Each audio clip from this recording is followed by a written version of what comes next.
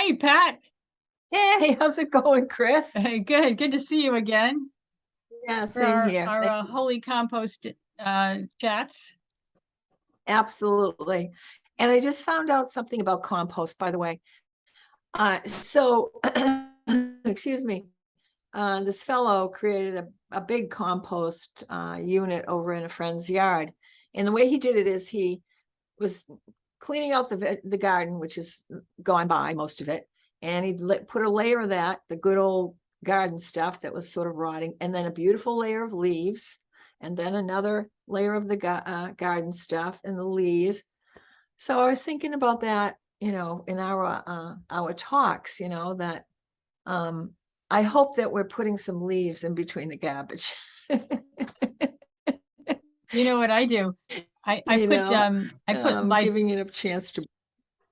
I got a new lawnmower, which was so exciting for me. I love to mow the lawn, in the evening in the sun, in the summer when the sun is going down and all the birds are chirping. And it's just Oh wonderful. yeah, And this yeah, it's heaven. lawnmower also mulches leaves.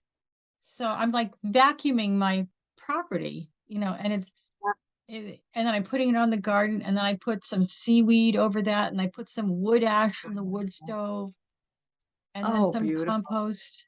And the things that people throw away turn out to be so valuable. Yeah, yeah, And in God's economy, that's a that's a thing. it's good stuff. Yeah. Sort of like the 12-step program, you come in to it in in desperation, Yeah, and with a sort of in your most ragged self, and total confusion, no clarity, um maybe depressed and despondent, maybe hopeless. And mhm. within 6 months to a year, there's this radical transformation. Yep, Radical transformation. I yep, I think the 12 steps, well, Richard Rohr calls the 12 steps the most important spiritual contribution from the West. yeah, yeah. Good for him. Good for him. I agree with him. I agree with him. It's fallen out of favor in many circles because of its insistence that one must go within. You must go within. So It's like, how do you see that when you think of the 12 steps? What do you think of first when you think of going within? oh, the fourth step. I mean, they all lead to, steps is the word, first step, second step, third step. Third step gets one ready. A lot of people refer to the third step as a covenant that Mm. you're making with God, with this person who's about to go on the journey with you, your sponsor.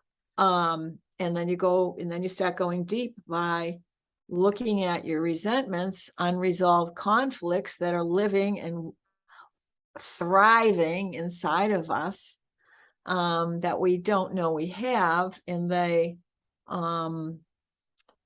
we get down to examine those. First we look at all the people who have done us wrong, and there was a lot of them. They just kept on coming. So we look at that, and then we look at institutions and principles, and same thing. How did they wrong us? Mm. Practically everybody in the world puts down the registry of motor vehicle, by the way.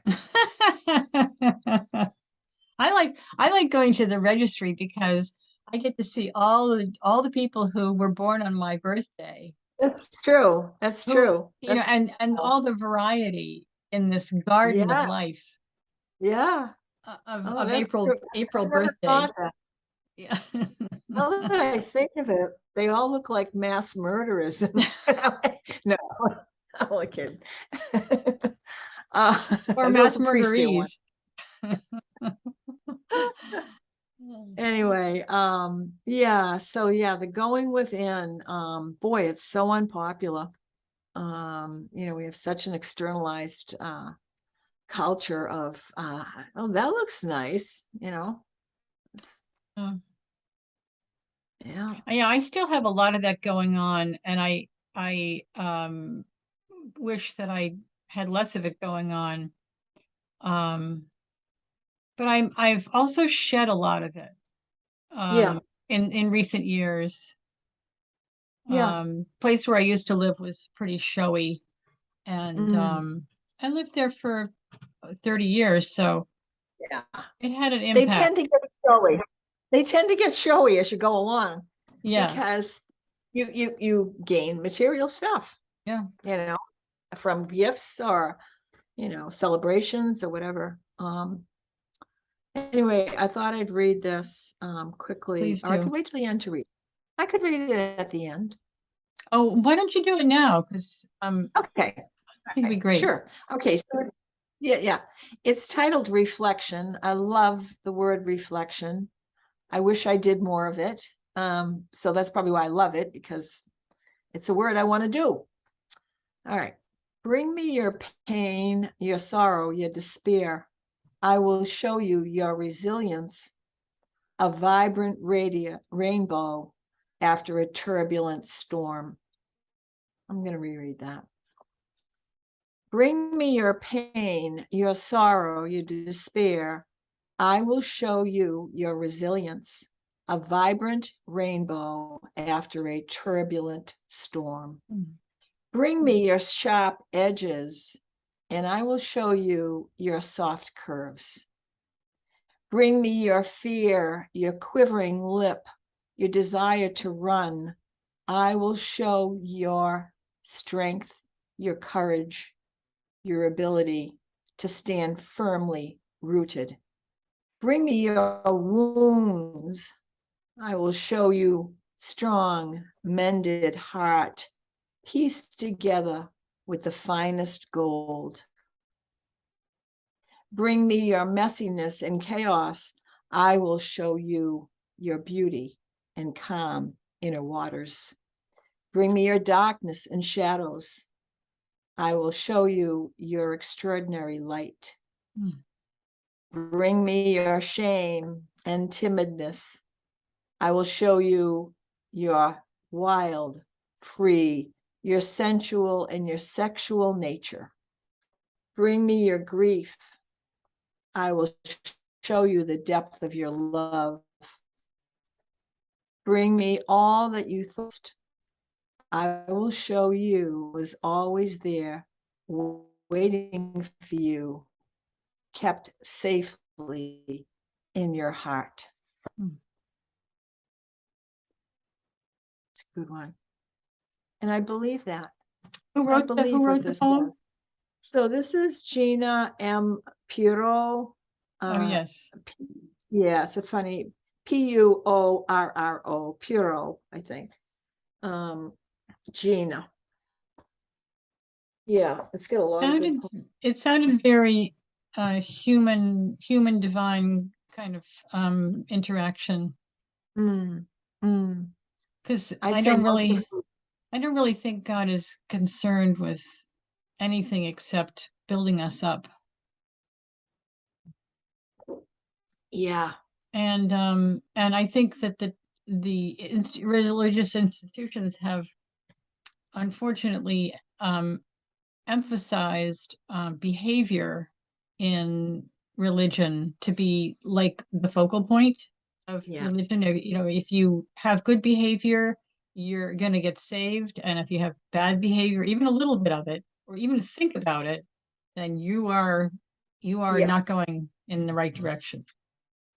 yeah, And that is so, it's so offensive to me because my experience of the divine is that um,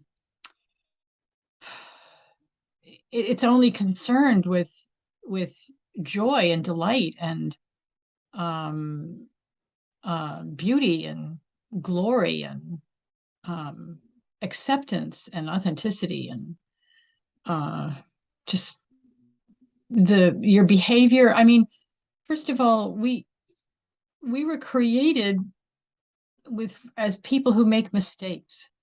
We weren't created as perfect people, and then somehow we fell off, or those people are perfect, but we fell off. Right, right. Um, Not so true. we have the we have the mechanics for in our being to be sort of noble and also to be evil. It can happen, Yes, and it does happen. We see it yes, in the news all the time. yes. But I I think you might agree that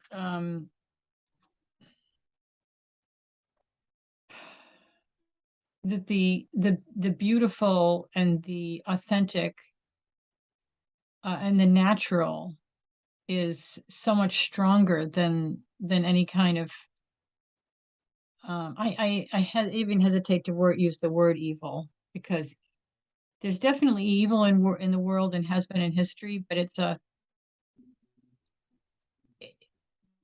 I don't know, it's a frightening thing to think about, and also I'd rather concentrate on the beauty. Oops, sorry. Going I for a fell little over. ride here, are we? Anyway, yeah, no, I agree with you. I agree with you. I'm on listening to somebody wax on about um all the awful things in the world, which a friend of mine does. I think you know him. He anyway, it actually it feels like pinpricks. It's like, and I and then I have to say, can you maybe talk with somebody else about this? I really can't stand listening to it, you know. And this person, has a reaction to that, doesn't like that. Well, you get to talk about what you want to talk about. So anyhow, that's how it goes. I mean, it's just, But you raise a good point. Like I start feeling like when I hear the news, I start feeling angry and have disbelief and discouraged, and so I have to. And I think there's so much of this out there right now. There's so much pain and suffering because of the structures of things, and uh, um, I need to switch gears when I get into that kind of frame of mind mm, and ask myself, um, you know, what what could I do today or right now, right in this moment, that would make the world a better place or make my world a better place, or and I always come up with these little things like smiling at somebody on the street, or mm, starting to make a nice dinner, or you know answering the phone with a cheerful voice. Oh, I'm glad to see you. excuse me. Because there'll never be uh, a shortage of pain to think about in this world. Right, So I right. feel like it's up to me. The only person I have control over is me. And Yeah, so it's up to me to, in the Serenity Prayer, it says, give me the courage to change the things I can. right. So that's a huge thing in my spiritual life, is to ask myself on a daily basis, what do I have the, what do I want to change, and do I have the courage to do it? Yeah, yeah, yeah. You're making me think about something I've been reading and seeing more and more about um living in the present. I mean, it's not something new, being in the present moment, and that's where everything happens, and why aren't we there very often, and so on and so forth. And I what I a similar thing I do that you do, and when I'm in the supermarket now, not every time I go, because sometimes maybe I'm tired or I'm preoccupied with some silly thing. But if I'm awake in the supermarket, I am looking at all times for any old person that looks like they don't know what they're looking for. And I will go right over and I will say, what are you looking for? Maybe I can help you. And, 9 times out of 10, they say, yeah, I'm looking for baking powder. And, and the only reason I do, I mean, there's a couple of reasons I do it. First of all, I'm good at finding things on shelves. Do not ask me why. I have no idea. One of Just your many can't do gifts. it. It's a biggie. It's a biggie. That and $4 will get me a half a cup of coffee.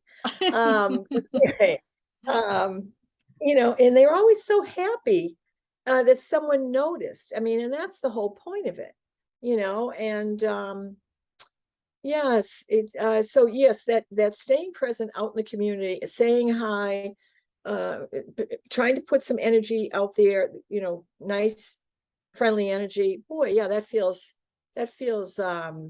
important, because there's a lot of times, like I say, I'll be in my head and I'll be like, I would say I'm like an automaton, I'm just kind of, mm, got something to do.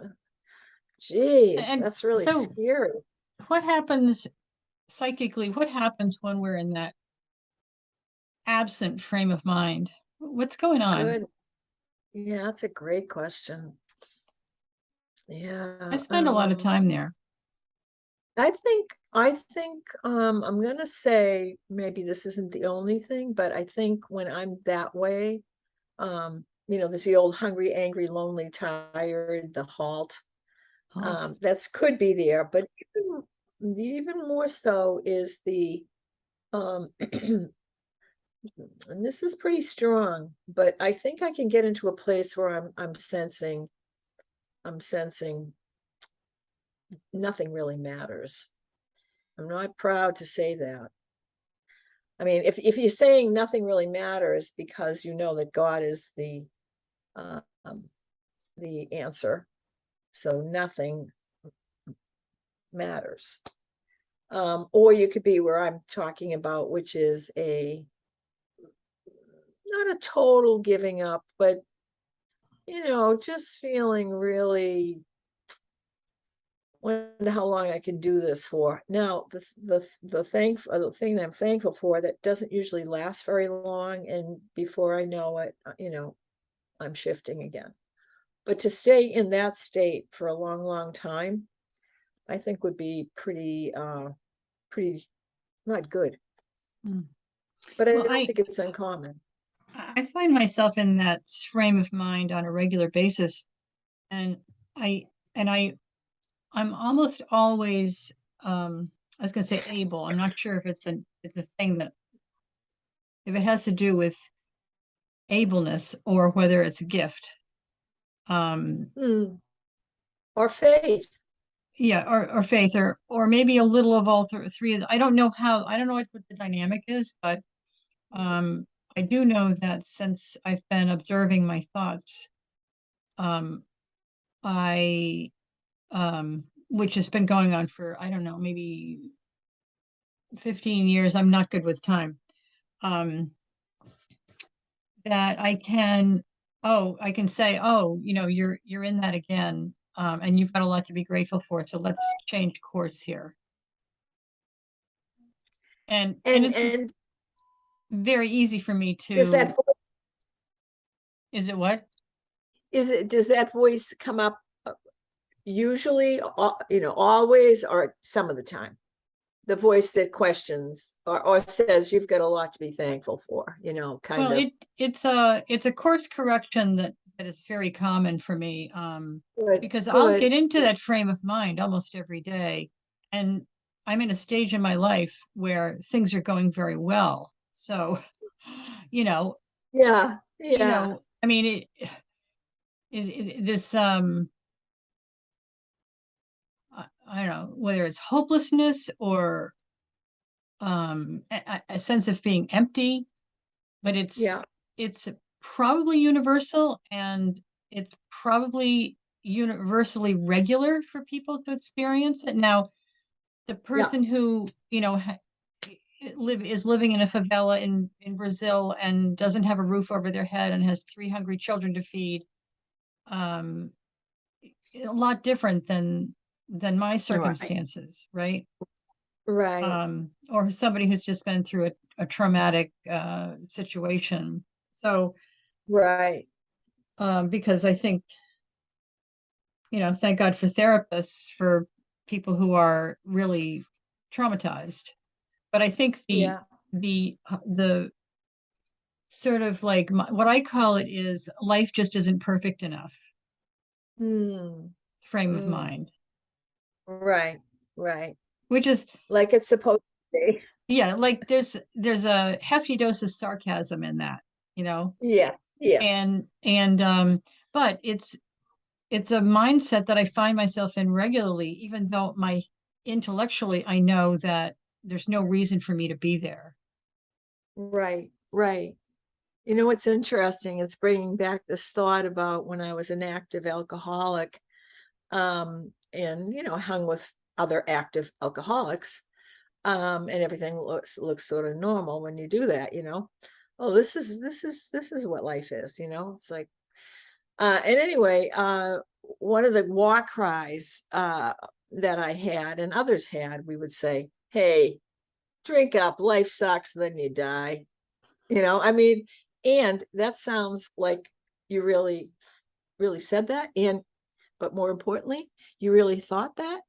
Yeah, thought it right to the core, because it was the only way you could uh, explain how you would be sitting in a bar room when other people might need you, Mm. like your children. Mm. So, yeah, I mean that, and it's funny how strong narratives are, like how much they will affect how we move through life. It's a word, it's used all the time now, this narrative, that we've got this thing, these stories that we tell ourselves. And we would believe them, even if they're the most fairy tale-ish nonsense we ever was ever invented, we believe them. Um, so yeah, that old expression, I remember. I don't know if I said it every time I went out drinking, but almost every time, Yeah, because I life's a had bitch, to, then you because die. yeah, because what other explanation did I have for blowing my life away sitting on a bar stool? So, um, But yeah, also you had yes, the cheering gallery with your friends who were also saying that, right? absolutely. Yeah. And I And think and everybody was angry. Everybody was angry. We would laugh a lot though, which is really strange, but it would be that dark humor kind of mhm. laughter. You know what I mean? It wasn't funny. It It's wasn't funny Bob because Marley or something. the it's the painful truth that's funny. Yes. Yes. Yes. And what is that other? There's another. I love these expressions that we've had over the years. Birds of a feather fly together. I don't know. I mean, yeah. And then I found out my friend Bob, who was also an alcoholic and now sober several years longer than I, um, he said that he had a stool in the bar room that he drank in, and and he said, "You know what happened, Patty? As soon as I stopped drinking, I just popped my head in there one night to see if anyone was at my stool, and someone was sitting in my stool, just like I had never been there." It's a telling story, How did you because how did you interpret that? I interpreted that like when you're in the bar room and everybody's like the good old gang, the good old boys, there's no real connection. Mm. The connection is through this Mm. alcohol thing. It's really amazing, and how real it feels that, these my buds, they really care about me. Nah, nobody ever asked about Bob. Nobody ever asked what happened to Bob. He said, I was just gone. What difference does it make? Somebody else can use the stool, you know? So it's such an empty existence to be actively alcoholic, because there's no happiness, no Hmm. joy, There's only none. the attempt to get rid of the pain, but no Yep. happiness. Yeah. Yeah. And my mother used to talk about people who had built their social life around the drinking. Mm-hmm. So not only if you were going to think about stopping drinking, you had to think about also just abandoning your friends, your Yeah. social group. So that Yeah. was a double whammy. Totally. And Um, who will I be? Who will I be now? I used to think, when I was starting the step work and getting real, I used to think, I think I'm going to be a nun. I think I'll probably have to be a nun at the end of this, because I mean, you can't do anything wrong anymore. and there was a charge from being able to do something wrong. Definitely, there was Yeah. something. Yeah, getting away with something. Yeah, yeah, Uh-huh. getting away with something Yeah. in a culture that's um has tossed you to the curb, or whatever you're feeling. You know, the blue collar blues. Yeah, my mother had to hide her drinking because she was a lone drunk. Mm. Um, she was a teacher in the high school, and um, that was definitely something that you had to keep secret. Oh yeah, yeah, Um, yeah. and she was a single parent for one of her drinking years, and she had to pay the bills, so Yeah, she had to keep yeah. her job, and so you couldn't tell anybody. So Uh, she was a lone drunk, and the preceding years from when she got sober, my father was when he was alive, he traveled and a lot, mhm. and so that was adding insult to injury because she had just left a town and a house that she was very attached to, and social, beautiful people in her social life, and true friends and all that stuff. Um, Yeah. Well, so I was in a I was in a Bible study a couple of days ago, and we talked about the church and how kind of ineffective it is for supporting people. And mhm. it's not true of all churches, and it does happen, but it should happen a lot more, in my opinion. I agree. Um, and she described this sort of ideal church situation. I said, it sounds like a 12-step meeting to me. And it turned out that everybody who was at that meeting just happened to have history in the 12 steps. Oh, isn't that funny? Yeah, so it was pretty cool. And of Yeah, course, 12-step people, um, it's saved our lives. yeah, So we tend to have um very fond allegiance to it. yes. Um, Yes, yeah. so Well, I think, let me just add quickly in there, one of the things that I am in awe of the 12 steps is, in my mind, whether I had this as a cognizant thought or not, I definitely had a bunch of stuff I was taking to my grave. They say that, like this is never seeing the light of day. Okay, so something you those had things are done. all something I had done, action I had taken. And then, all the sundry of all the other things, many, many hurt people, et cetera, et cetera. And that, having a sense that nobody is ever going to know this stuff, and just having that kind of backpack on, filled with dark secrets and wrongdoings and lies and all the rest of it. And, that's not going anywhere. um, and, um, and that I was able, because someone before me did the same, was able to, this person was able to share their experience, strength, and hope, and reveal the things that you wouldn't think you'd ever hear anywhere in public. Somebody saying, and I did thus and so, and I was so sorry I did it, and so forth and so on. And it's just like that in and of itself, that one can find a safe place to unload their heartache, their fears, their wrongdoings, in safety, and has been. I mean, it's very rare that stuff gets outside of the room. It happens, of course, but it's very rare. And it's very rare that you can be in a room full of people and they're all holding space for your words and your heart. I mean, wow. They're all Yeah. absorbing your psychic energy, and Yeah, and they're protecting it. they're protecting it. That's right. Yeah.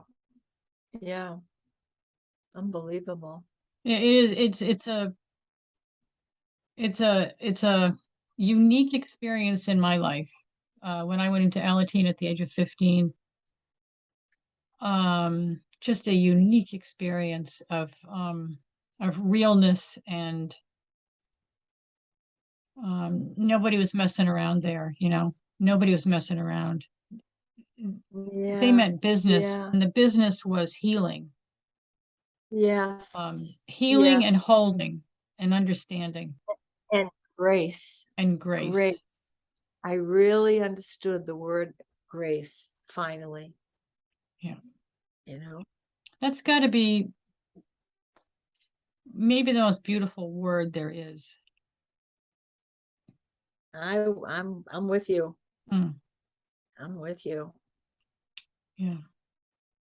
Yeah. So Richard Rohr says another thing about AA. He says we get it by doing it wrong more than we get it by doing it right. Yeah, that's And good. I think my understanding of that is that when we screw up, when we make big mistakes, there's a huge learning curve, and also there's in my experience, there's a receptive, an eager and receptive and loving God on the other side to hold us in our remorse and our um, in our sense of failure. Yes. Yes. Absolutely. Yeah, so as we finish up here today, um what would you like to share at the end right now, Chris? Um, well, I'm grateful for our conversations, and I'm grateful for the understanding and that comes from them, and I'm grateful for being able to talk about my faith, because it's not a common thing for me at all, Mhm. and yet Mhm. it's a very central piece of, not piece, it's the whole thing. It's the whole umbrella for my life. So Yeah. um, it's a gift to be able to talk about that.